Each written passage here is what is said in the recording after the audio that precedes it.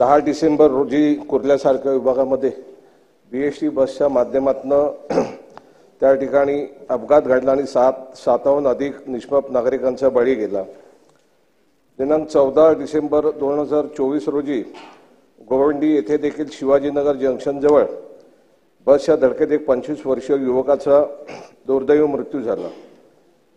मुंबईतील बेस्ट अपघाताची एकाच आठवड्यातील ही चौथी घटना आहे आणि गेल्या वर्षभरामध्ये जवळजवळ 347 विविध असे बीएसटी बसगाडीच्या माध्यमातून अपघात झाले आणि अनेक निष्पाप नागरिकांना त्या ठिकाणी बळी जावं लागलेलं आहे।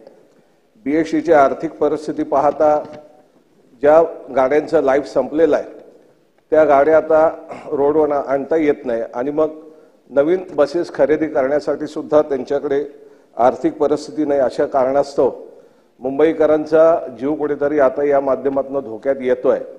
त्यामुळे शासनाला माझी विनंती आहे की ह्या सगळ्या गोष्टीकडे आपल्याला गांभीर्याने बघायला पाहिजे आणि बीएसटीच्या आयुर्मान संपलेल्या गाड्या जर रस्त्यावरून अपघात होणार असेल तर ते दुर्दैव आहे। त्यामुळे आजच्या या निवेदनाच्या माध्यमातून आपल्याला विनंती आहे की माझा हा स्थगन स्वीकारावा आणि त्याच्यावरती या सभागृहात चर्चा घडवून आणावी।